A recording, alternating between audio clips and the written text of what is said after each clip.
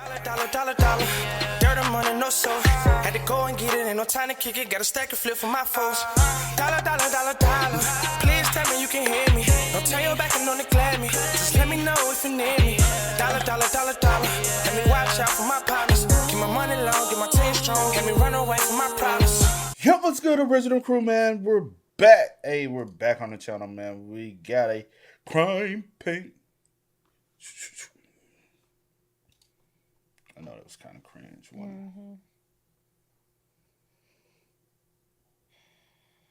Don't start. Don't you start. Today we got serial killers who picked the wrong victim.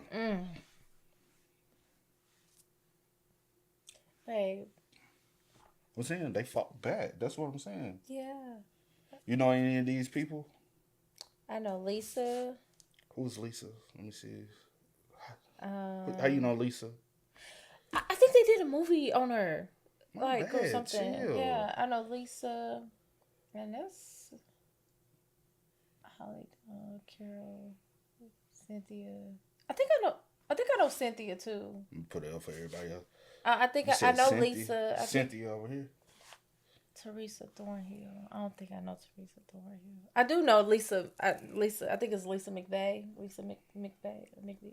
I know Lisa for sure, and I think I know Cynthia too. Only McVeigh I know is Timothy McVeigh. Do you know anybody on this list? Yes, and you should know this person too. Who, Tracy? Yes. Okay, I think Tracy. I kept looking over there at Tracy. I was like, Tracy looked familiar. Now that's the one you should know for a fact. Yeah, I was like, Tracy looks familiar, but I definitely know. Okay, I know Tracy and I know Lisa for sure, and I don't know why Cynthia looks familiar, but I'm just gonna say I don't know Cynthia right now. And I think Carol. All right, let's go.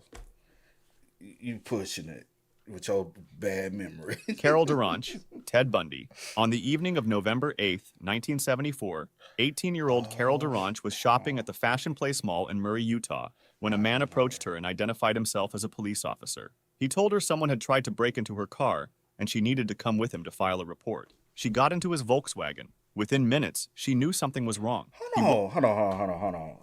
He's a police officer, right? Himself as a police officer. He told her someone had tried to break into her car, and she needed to come with him to file a report. She got into his Volkswagen. Wouldn't he just walk you? Maybe in the moment she's not thinking about that. She probably just thinking like, oh my gosh, somebody broke into my car. Let me get to my car. She probably not thinking like, oh. Hey, you pull up in a Volkswagen as a popo. A Volkswagen. Within minutes, she knew something was wrong. He wasn't driving toward any police station. He pulled over on a side street, snapped a hand. And he told her they were going to the police station to file a police report by somebody breaking in. Cuff around one of her wrists and produced a gun. 18. She fought, pushing, clawing, screaming, and threw herself out of the car. Bundy came after her with a crowbar. She kept fighting until an approaching car forced him to stop. She flagged it down and was driven directly to the police station, the handcuff still dangling from her wrist. Her description of the attacker and his vehicle gave investigators their first substantial physical lead. Her testimony was critical in Bundy's 1976 Utah trial, where he was convicted of kidnapping and sentenced to 1 to 15 years in prison, his first major conviction, and the paper trail that connected him to murders across multiple states. She later said she would never forget his face. The jury believed her. He escaped custody twice after that and killed again. But without Carol Duranch, there is no conviction, no investigation thread, no end point. She was 18. She had never been more frightened in her life, and she got out of the car. Lisa McVeigh, Bobby Joe Long. But I ain't gonna lie, his whole approach thing, his whole gimmick was very stupid. But I know they said his appearance and he was very, the way he appeared to a lot of young women at the time, I guess made them more willing to believe him. But you know, it was a lot of red flags, but everybody don't see all the red flags until, you know what I'm saying, dissecting everything later, huh? In her life, and she got out of the car.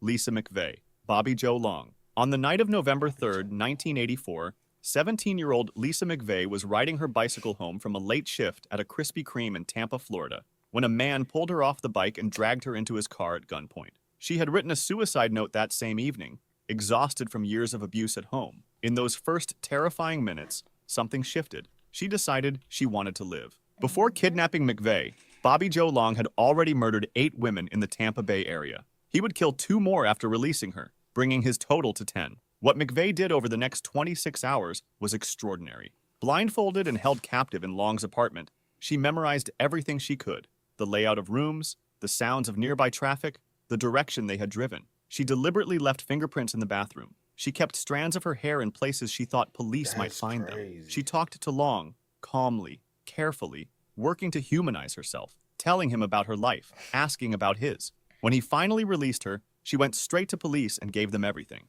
13 days after her release, officers captured Long at a movie theater using the description she had provided of his car and his appearance. The evidence she had deliberately planted confirmed the location where she had been held.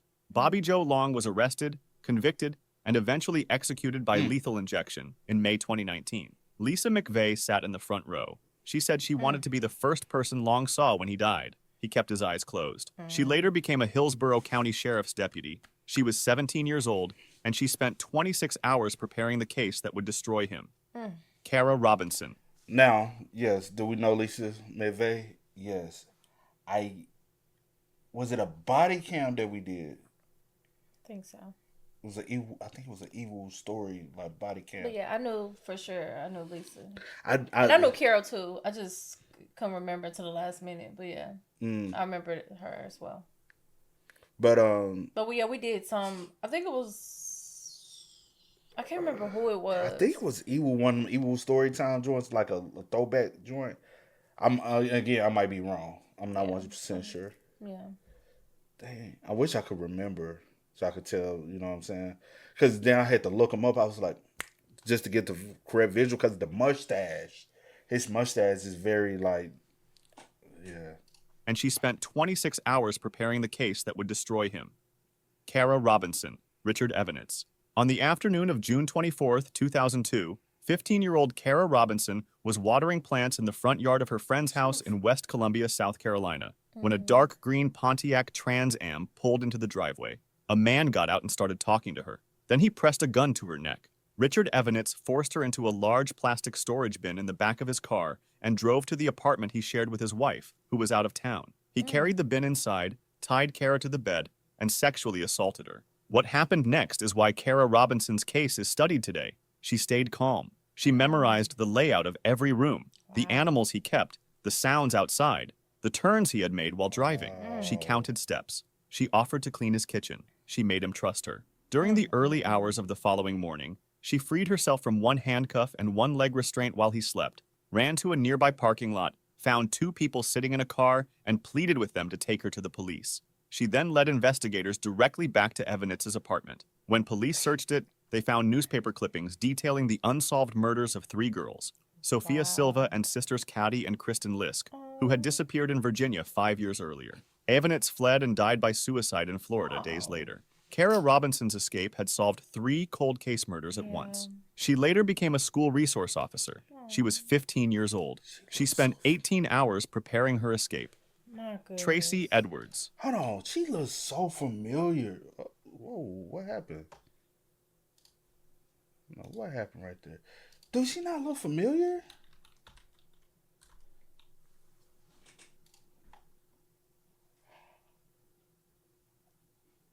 Wow. I ain't gonna hold you. If you just saw him regular on the street, he just look like a regular guy, huh? What is sure? He just looks like somebody. Because I always be like, what does a regular guy look like? What does a killer look like? Like for real. I'm just saying he looks like somebody that you like. Oh, he got a crib. He got a nice home in the suburbs. Wife, a couple kids, and she looks so familiar though. I feel like I have seen something about her before though. Maybe so. Maybe so.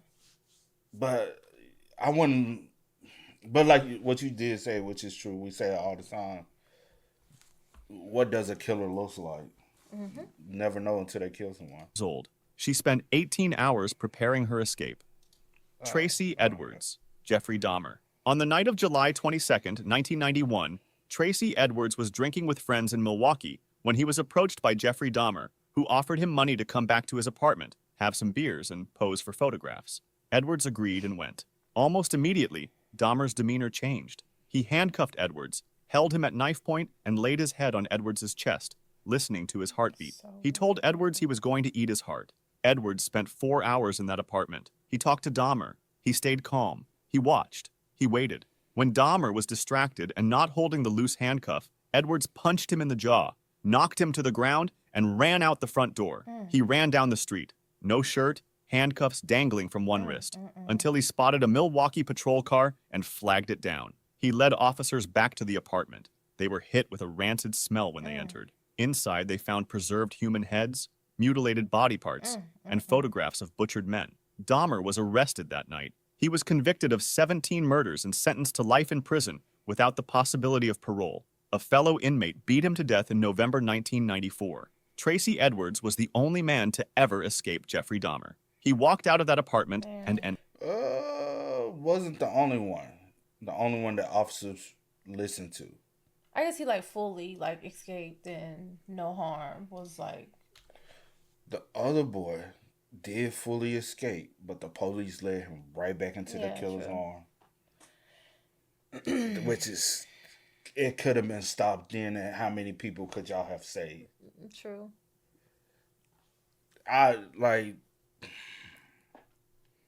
Edwards was the only man to ever escape Jeffrey Dahmer. He walked out of that apartment and ended it.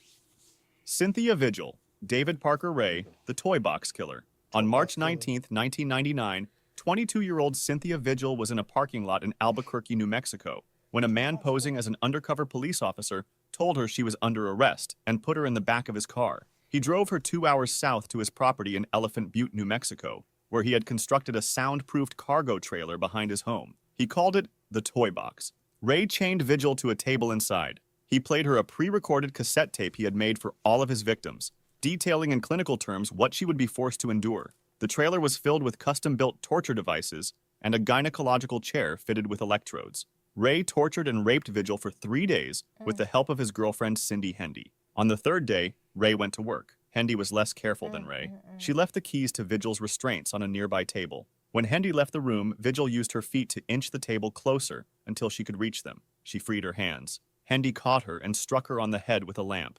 Vigil grabbed an ice pick from the floor, stabbed Hendy in the neck, and ran out of the trailer, naked, still wearing a padlocked iron collar and chains. She reached a neighboring mobile home. The owner let her in, gave her a robe, and called 911. Police arrived and arrested Ray and Hendy about an hour later. After the arrest, a second woman came forward with a similar story, and Hendy began cooperating fully with investigators. Police found Ray's journals detailing decades of crimes. He accepted a plea deal and was sentenced to 224 years in prison. He died of a heart attack in 2002. The exact number of Ray's victims is unknown. He claimed as many as 40. None of the bodies were ever found. What ended his killing was a woman who grabbed an ice pick and ran. Holly Dunn. You said, so you're familiar with her? I think so. At least I done. He looked like a sick ass individual, though. My bad. But I do think so. I feel like I have heard it or come across the story before. Nah, he looks sick. So I remember her face, I feel like. Or like that picture. I never heard of him, the toy box killer.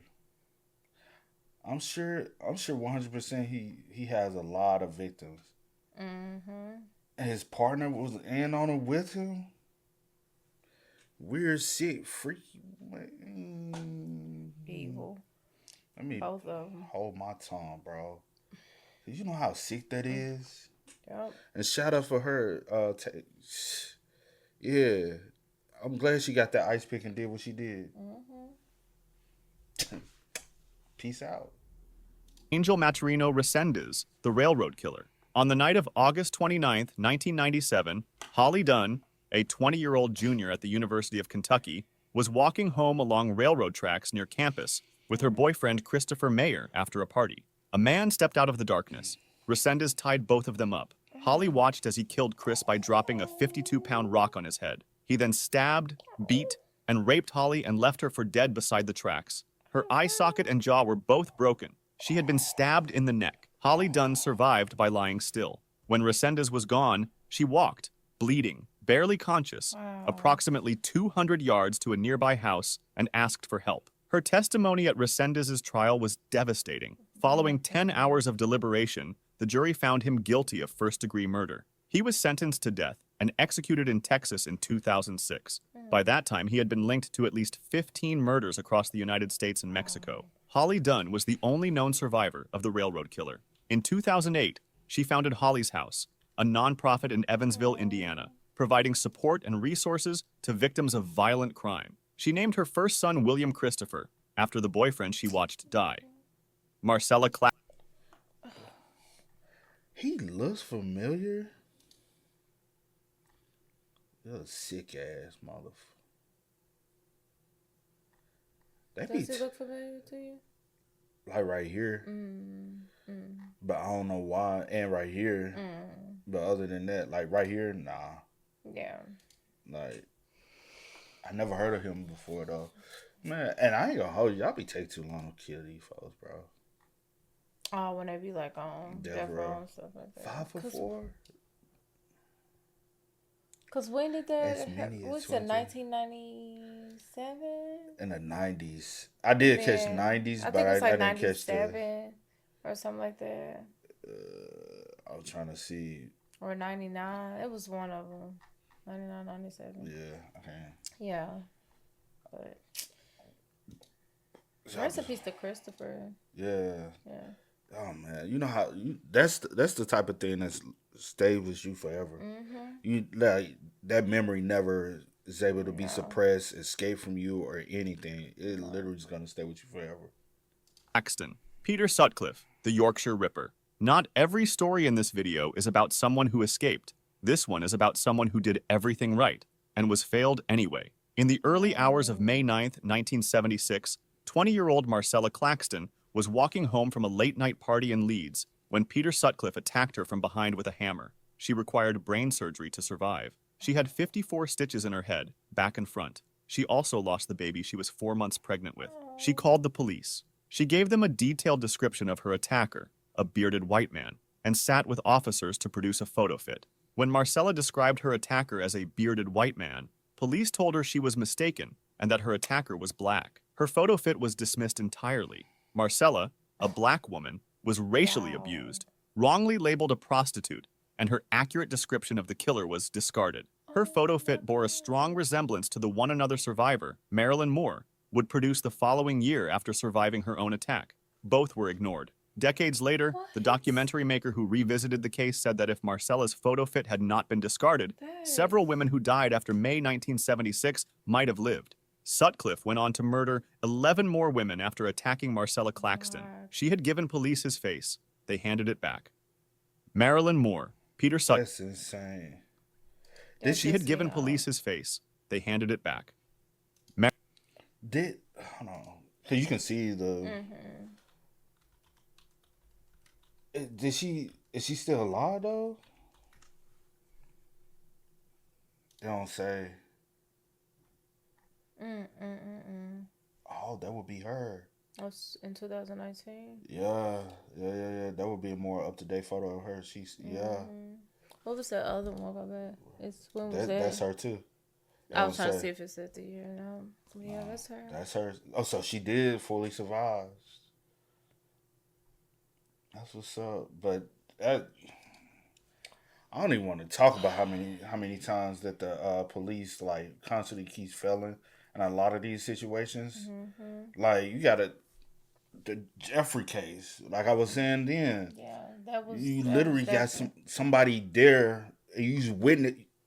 And you just like, oh, okay, you can have them. Go ahead. When you clearly see that something's not right. Now, do I think if they had saved and like took the situation more serious, I still think he was dying, the boy, because he had drilled a hole and poured acid into his head. I still think he possibly would have passed because it would have did so much damage, or from brain dead or something like that. I think he had too much damage, but it could have saved other lives, and that's the thing. I'm like. And then in this situation, no. Actually, you saw someone else that... I don't think whatever. You see what you said. And actually, we're going to call you up. You know, you out here doing And you God don't knows even what. know. Like, what? What factual information did y'all have for her to even claim? Just made it up. That is so sad. And then another woman comes forward and give you the same description, and you like, you a lie to. Like, what? Y'all didn't see what y'all saw. We know what y'all saw. And it wasn't, there's no way. You know That's how awful, disrespectful bro. that is? That is highly disrespectful. Marilyn Moore, Peter Sutcliffe, the Yorkshire Ripper. Between 1975 Oh my gosh. Oh, That's that's and the other her. 1980, woman. Okay. Peter Sutcliffe murdered 13 Oh my women God, across this is West her. Yorkshire 13 and Greater years old? Manchester and attacked many more who survived. The police investigation became one of the most catastrophically bungled in British history, crippled by institutional misogyny, misdirected by a hoaxer's tape, and repeatedly failing to act on evidence that pointed directly at Sutcliffe. One of the clearest pieces of that evidence came from Marilyn Moore. On December 14, 1977, Sutcliffe attacked Moore, a 25-year-old woman from Leeds, in the back of his car on waste ground in Scott Hall. His first hammer blow failed to stun her, and her screams set off a nearby dog barking, forcing him to flee. Moore later provided one of the best photo fits of Sutcliffe produced by any known victim. A detective who saw it described it as a dead ringer for him. Tire tracks at the scene also linked the attack to a previous murder. The description was there. The evidence was there. Sutcliffe was interviewed multiple times in the years that followed No, and he- released each time, in part because investigators had fixated on a hoaxer's tape that sent the entire inquiry the wrong direction. It was ultimately a Wow. routine Competent traffic folks. stop in January 1981, officers noticing false number plates on his car that led to Sutcliffe's arrest. Within days, he confessed, he was convicted and given 20 life sentences. Marilyn Moore had given police everything they needed years earlier. That it wasn't enough, that the system failed her and the women who came after, is its own reckoning. But when Sutcliffe was finally caught, her photo fit was recognized by the officers who arrested him. Theresa Thornhill, Robert Black. In April 1988, 15-year-old Theresa Thornhill was walking home from a friend's house in the Radford area of Nottingham when a van pulled up alongside her. Robert Black, already responsible for 4 child murders and the subject of one of the largest police manhunts in British history, got out and asked if she knew anything about car engines. When she turned to respond, he grabbed her from behind, clamped a hand over her mouth, and tried to drag her through the side door of the van. His foul stench was overwhelming and I could barely breathe, she later told police. He lifted me off my feet and had nearly pulled me through the side door of his van, but I started fighting back. I managed to scream and bit his arm, then grabbed him by his trousers. He dropped me on the floor. A man nearby witnessed the struggle and ran over. Black fled, shouting as he drove off. Theresa ran home. Her parents called the police. Investigators had a description, a van, and another confirmed attempted abduction to add to the pattern they had been building for years. Black was not caught that day, but her account and her physical description were part of the case against him when he finally stood trial. Black was caught 2 years later, in July 1990, when he abducted a 6-year-old girl in the village of Stow in the Scottish borders and was found with the child gagged, bound, and stuffed in a sleeping bag in the back of his van. In 1994, he was convicted of 3 child murders and the attempted abduction of Theresa Thornhill. In 2011, he was convicted of a 4th murder. He died in prison in 2016. Theresa was 15 years old, and she fought back with everything she had. 2 years later, that fight was part of what put him away. The 6-year-old girl in Stow. Oh, these from the same case. I finna say, I feel like I've heard her case before. I feel like I have heard of her before. Do you? I've never heard of her. Oh, okay. Robert Black. Robert Black was a Scottish delivery driver who used his job to travel freely across Britain, Ireland, and continental Europe, abducting and killing young girls. Between 1981 and 1986, he murdered 4 children aged between 5 and 11: Jennifer Carty, Susan Maxwell, Caroline Hogg, and Sarah Harper. Police across multiple forces had been hunting him for nearly a decade. They could not catch him. What caught him was a 6-year-old girl and a witness in the Scottish borders. On July 14, 1990, a resident of the village of Stow saw Black bundle a small child into his van. They called the police immediately. Officers intercepted the van within minutes on the road out of the village. When they opened the back doors, they found the girl hooded, bound, gagged, and stuffed in a sleeping bag. She had already been sexually assaulted. She was still alive. On the way to the police station, Black said to officers, "It was a rush of blood. I've always liked young girls. I just seen her and got her into the van." Once in custody, he was That's linked to the weird, unsolved bro. child murders going back to 1981. In 1994, he was convicted of 3 of those murders and sentenced to life imprisonment. In 2011, 30 years after the crime, he was convicted of the murder of Jennifer Carty. He died in prison in 2016. The girl in Stowe survived. Her name has never been made public. She was 6 years old, and her survival was the thread that unraveled one of the most wanted killers in British history. It's hard, right? And her name should, for her privacy, nah. Yeah. But I will say this. Damn, I was gonna say something. Dang. Oh, 9 times out of 10, he got more victims. Y'all just don't know about it. From 1981, and it took y'all that long to find him, and you think he only got those? You think he took that long of a break? That he possibly killed everyone? Probably didn't kill everyone. But I'm sure he has other ones he did kill.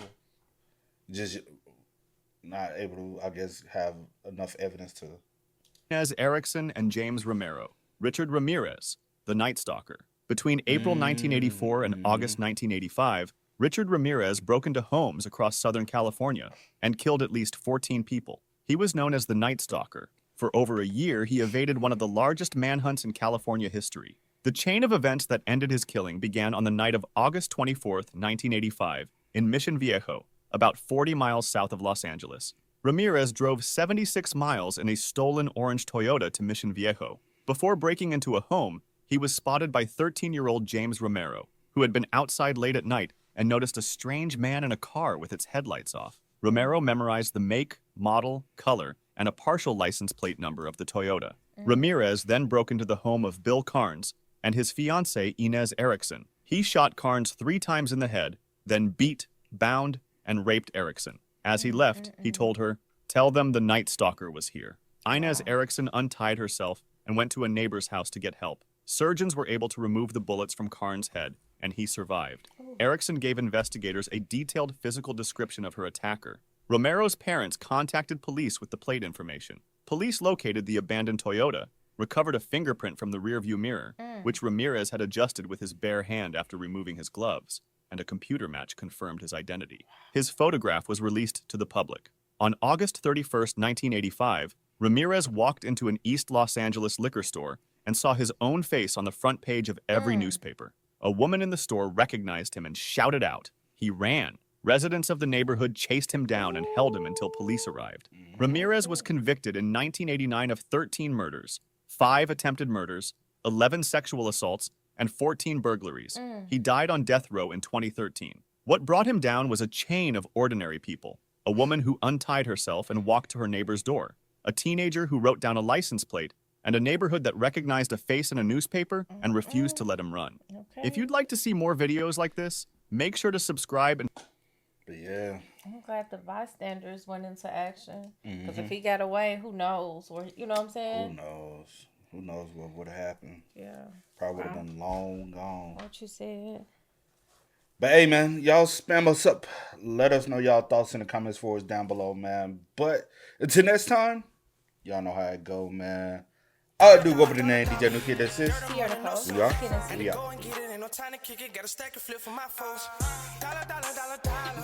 Please tell me you can hear me. Don't turn your back and don't neglect me. Just let me know if you need me.